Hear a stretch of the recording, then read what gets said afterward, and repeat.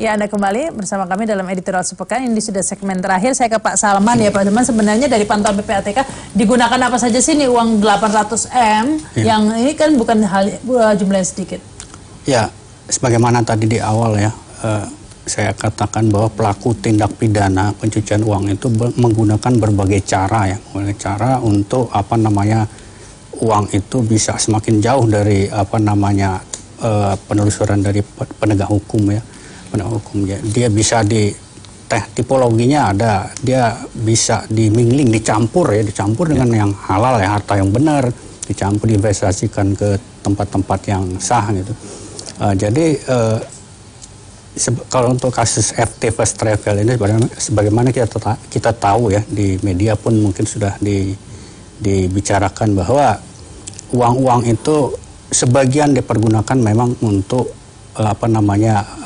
pengelolaan itu sih, pemberangkatan ya, manajemen untuk pemberangkatan, untuk manajemen dan investasi si First Travel itu sendiri, dan ada juga digunakan untuk kepentingan pribadi ya. Pribadi itu apa saja Pak yang banyak Pak? Kepentingan pribadi itu banyak, kita mungkin nggak lihat sendiri ya, di media udah banyak disebutkan ya. Tapi begini Pak, kan PPATK tidak mempublikasikan begitu secara resmi, ini uangnya mengalir ke sini, jumlahnya sekian, ini hanya kisaran. Dalam forum ini pun Bapak tidak memberi keterangan yang jelas gitu. Tetapi apakah nanti publik bisa memperoleh transparansi yang jelas ini, uangnya itu sisa sekian begitu, bisa tidak publik memperoleh itu? Kesempatan publik untuk memperoleh ini nanti di sidang pengadilan ya, karena hasil dari PPATK akan serahkan penyidik akan meneruskan kepada jaksa untuk disidangkan di pengadilan. Di pengadilan forum terbuka untuk melihat semua. Mungkin dari awal sidang di surat dakwaan itu udah kelihatan, apalagi di akhir surat tuntutan itu lebih jelas lagi, itu aliran dananya kemana-kemana itu jelas sekali. Oh, jadi nanti semua terungkap di persidangan begitu ya Pak Pujo begitu? Terungkap mulai dari penyidikan, penuntutan maupun persidangan. Nah, persidangan nanti final itulah yang akan bisa dipublikasikan ke publik begitu maksudnya. Karena ini terbuka. Kalau sidang kan terbuka. Iya, tapi kalau penyelidikan itu kan tertutup begitu ya Pak ya. Publik belum tahu nih.